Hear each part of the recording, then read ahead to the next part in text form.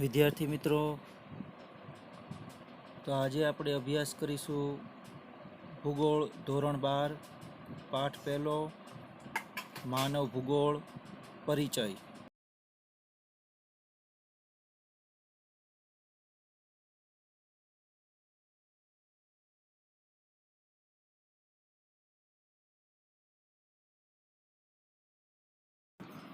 વિદ્યાર્થી મિત્રો, તો આપણે અગાઉના લેક્ચરમાં માનવ ભૂગોળના ક્ષેત્રોમાં હન્ટિંગ્ટનના મત અનુસાર જે ભૌગોલિક પરિસ્થિતિઓ અને માનવ પ્રવૃત્તિઓ એકબીજાને અસર કરે છે તેવું હન્ટિંગ્ટનના અભિપ્રાય મુજબ અથવા તેમની વિચારધારા મુજબ આપણને જણાવવામાં આવ્યું. હવે આપણે અભ્યાસ કરીએ માનવ ભૂગોળના અભ્યાસના ક્ષેત્રો. તો મિત્રો, આપણને અહીંયા ચિત્રમાં વર્તુળાકારે માનવ ભૂગોળના અભ્યાસના ક્ષેત્રોના 10 પાસાઓમાં તેનું વર્ણન કરવામાં આવ્યું છે. જેમાં આપણને પ્રથમ ક્રમ આપેલો છે માનવ ઉત્પત્તિ અને પ્રજાતિઓ.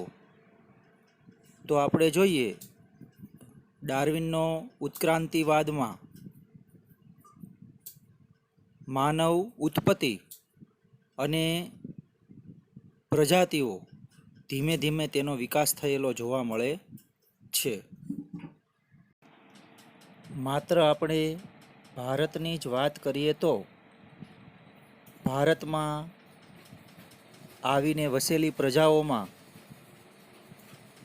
આર્યોથી શરૂઆત કરીને શકો, ક્ષત્રપો, કુષાણ, હુણ, તુર્ક, ઈરાનીઓ, પારસીઓ, મુઘલો, આરબો, ફ્રેન્ચો, અંગ્રેજો જેવી વિવિધ જાતિઓ અને પ્રજાતિઓ માત્ર ભારતમાં આવીને વસેલી હતી.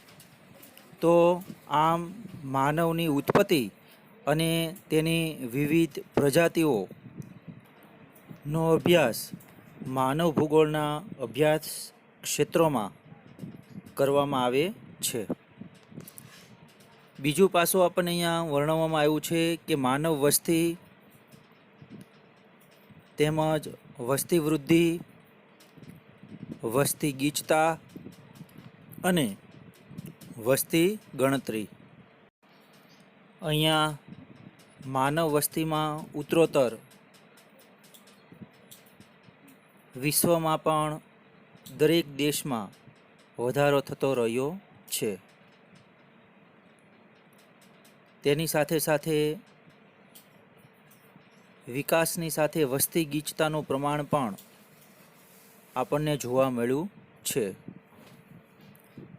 જે જગ્યાએ મેદાની પ્રદેશ, કુદરતી સંસાધનો અને વિકાસની શક્યતાઓ હોય ત્યાં વસ્તી ગીચતા આપણને વધુ જોવા મળે છે. અને વસ્તી ગણતરી ભારતમાં દર 10 વર્ષે કરવામાં આવે છે. જેથી કરીને આપણે આયોજન પંચ દ્વારા ભવિષ્યમાં નક્કર આયોજન કરી શકાય. તો માનવ ભૂગોળના અભ્યાસ ક્ષેત્રોમાં તેનો પણ અભ્યાસ કરવામાં આવે છે. તેમજ માનવીની પ્રાથમિક જરૂરિયાતો.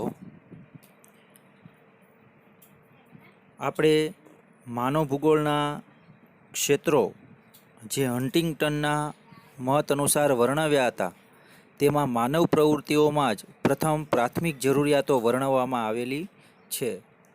જેમાં ભોજન, વસ્ત્ર, નિવાસ અને સાધનોને માનવીની પ્રાથમિક જરૂરિયાતો મૂલવવામાં આવી છે.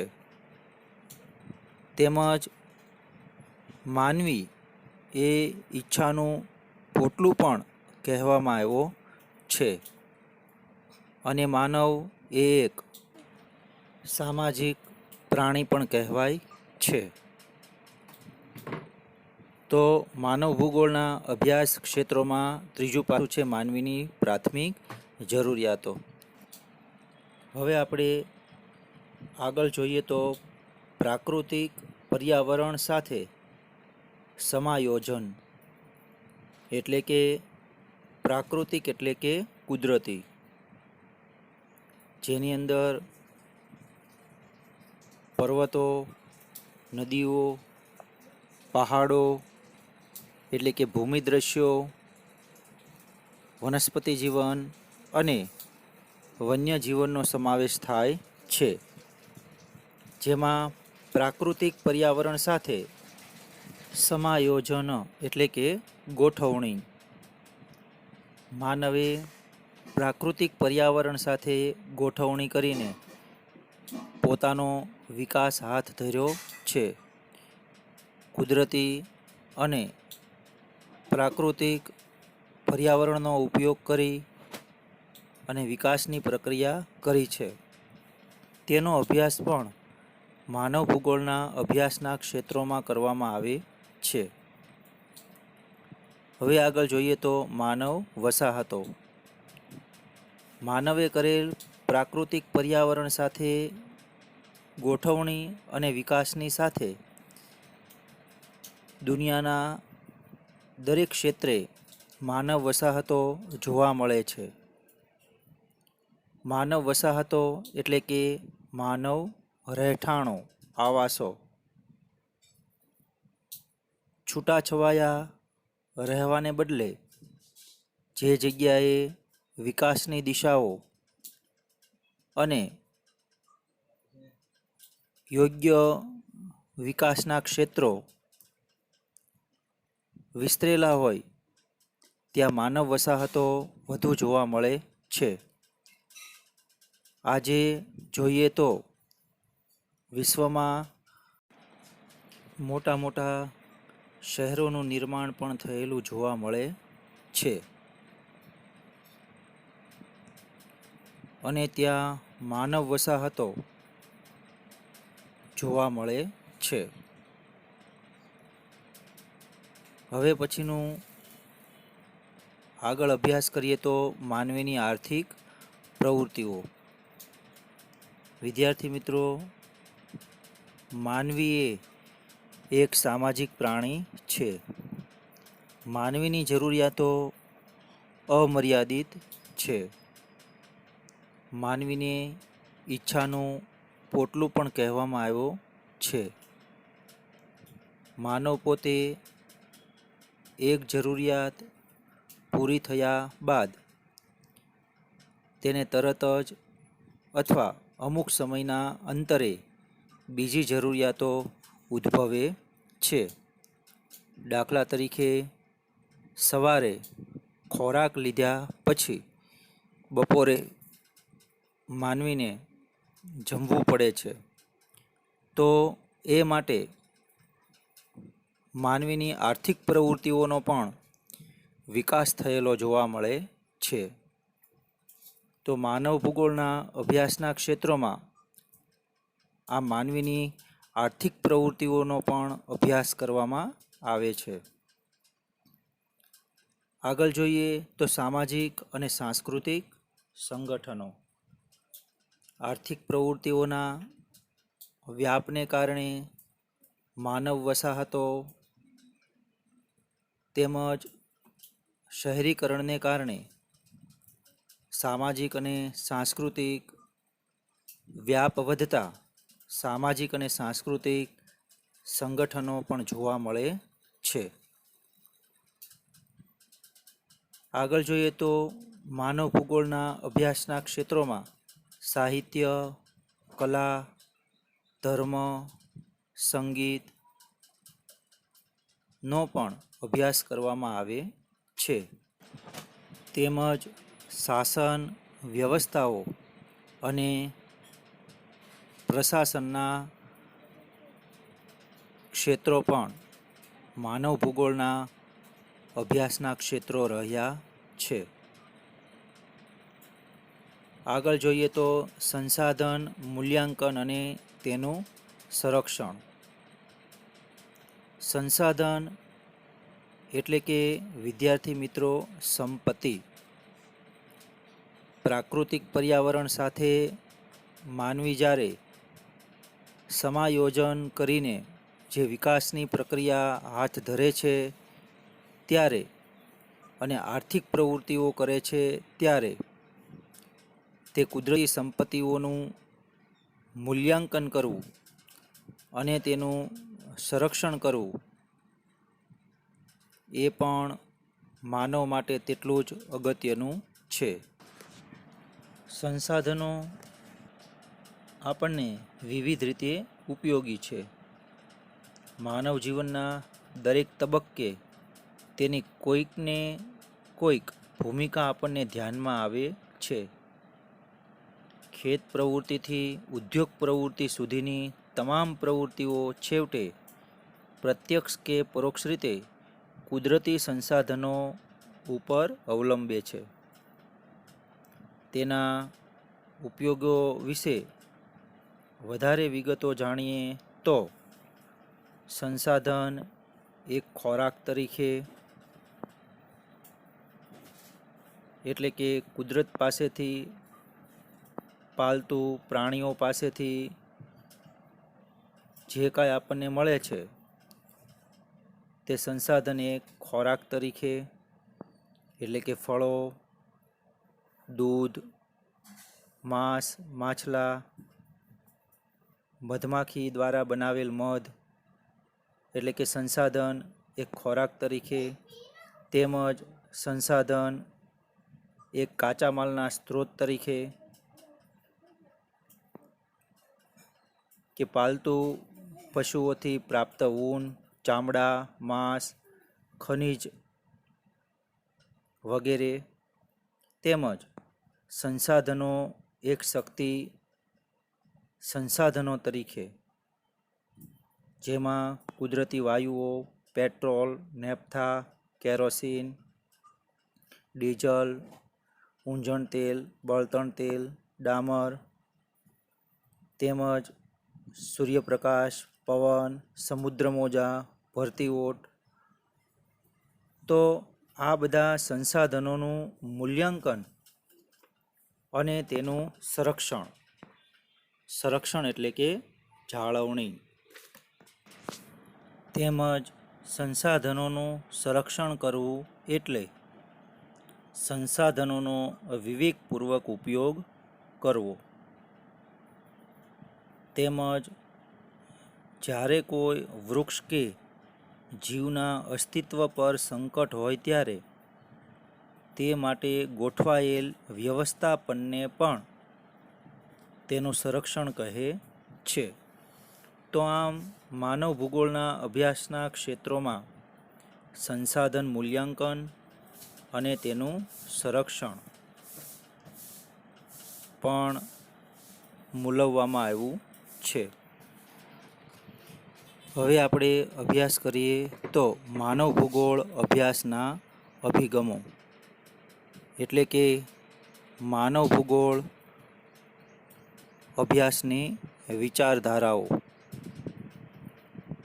દરેક તજજ્ઞ, નિષ્ણાંત, વિવેચકો અને વિચારકો દ્વારા માનવ ભૂગોળના અભ્યાસ કરતા અલગ અલગ વિચારધારાઓ તેમના દ્વારા પ્રગટ થયેલી જોવા મળે છે. દરેક તજજ્ઞ દ્વારા માનવ ભૂગોળની આપવામાં આવેલી વ્યાખ્યાઓ તેમજ તેનું વિવરણ અલગ અલગ પાસાઓમાં વહેંચાયેલું જોવા મળે છે. તો આમ માનવ ભૂગોળ અભ્યાસના અભિગમો વિશે હવે આપણે અભ્યાસ કરીશું. સામાન્ય રીતે આપણે જોઈએ તો માનવ ભૂગોળના કેન્દ્ર સ્થાને મુખ્ય આપણને અત્યાર સુધીમાં અભ્યાસ કર્યો તો બે વસ્તુ આપણને જોવા મળે છે. જેમાં પ્રથમ છે પ્રકૃતિ અને બીજો છે માનવ. તો આ બંને છે તે માનવ ભૂગોળના અભ્યાસના કેન્દ્રમાં રહેલા આપણને જોવા મળે છે. માનવ અને પર્યાવરણ વચ્ચેના સંબંધોની ચર્ચા માનવ ભૂગોળમાં કેન્દ્ર સ્થાને ગણવામાં આવે છે. આ સંબંધોના વિશ્લેષણ માટે જુદી જુદી વિચારધારાઓ અપનાવવામાં આવી છે. સમયના વહેણ સાથે, સમયના પરિવર્તનની સાથે વિચારધારાઓ પણ આપણને અલગ અલગ જોવા મળે છે. સમય પરિવર્તનની સાથે સાથે માનવ ભૂગોળના વિષય વસ્તુ તથા તેનો અભ્યાસ કરવાની પદ્ધતિઓ, પ્રવિધિઓ એટલે કે પ્રયુક્તિઓ અને અભિગમો એટલે કે તેની વિચારધારા પણ બદલાતા રહ્યા છે. માનવ ભૂગોળના અભ્યાસ માટે આપણને કેટલાક મહત્ત્વના અભિગમો આપવામાં આવ્યા છે, જેનો હવે આપણે વિગતે અભ્યાસ કરીએ. માનવ ભૂગોળના અભ્યાસના અભિગમોમાં પ્રથમ આપણને અહીંયા અભિગમ આપવામાં આવેલો છે ઐતિહાસિક અભિગમ. માનવીના ઉદ્ભવથી માંડી વર્તમાન સમય સુધી પ્રાકૃતિક પર્યાવરણ સાથે તેના સંબંધો પરિવર્તનશીલ રહ્યા છે. એટલે કે વિદ્યાર્થી મિત્રો, આપણે અગાઉ 1.2માં માનવ ભૂગોળના અભ્યાસ ક્ષેત્રોનો ચાર્ટનો અભ્યાસ કર્યો હતો. તેમાં માનવ ઉત્પત્તિ અને પ્રજાતિઓથી શરૂઆત કરીને સંસાધન, મૂલ્યાંકન અને તેનું સંરક્ષણ એટલે કે જાળવણી, તો ત્યાં સુધીની સફરમાં માનવીના ઉદ્ભવ થયાથી, તેનો વિકાસ થયાથી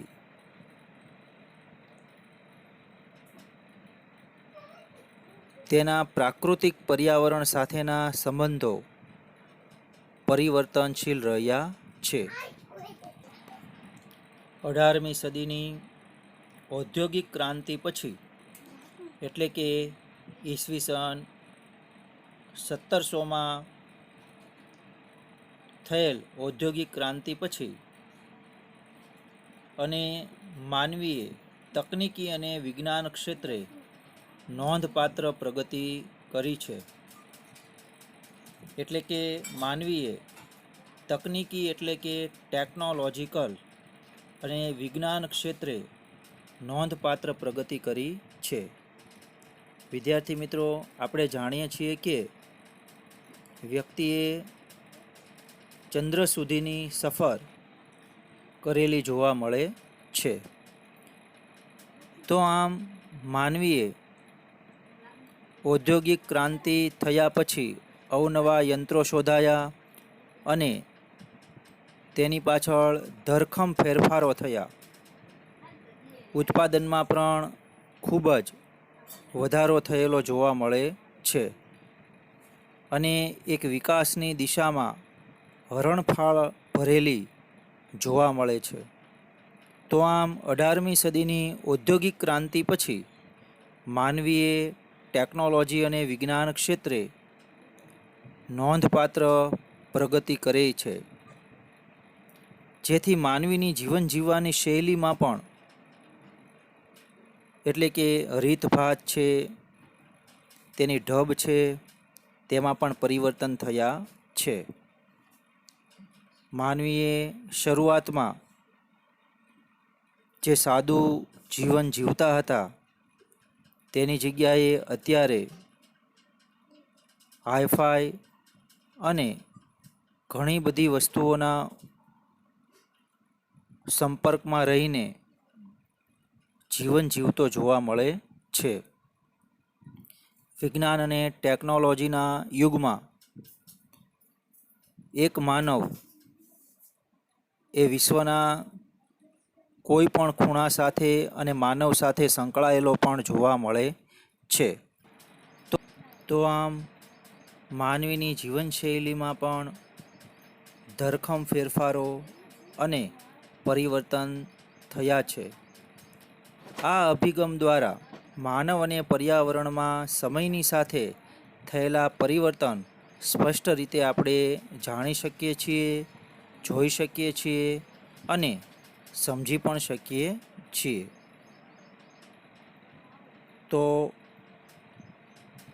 આ અભિગમ એ એવું આપણને દર્શાવે છે કે માનવીએ પ્રકૃતિ સાથે કદમ મિલાવીને વિકાસ કરીને પરિવર્તનશીલ રહ્યા છે. સમયના વહેણ સાથે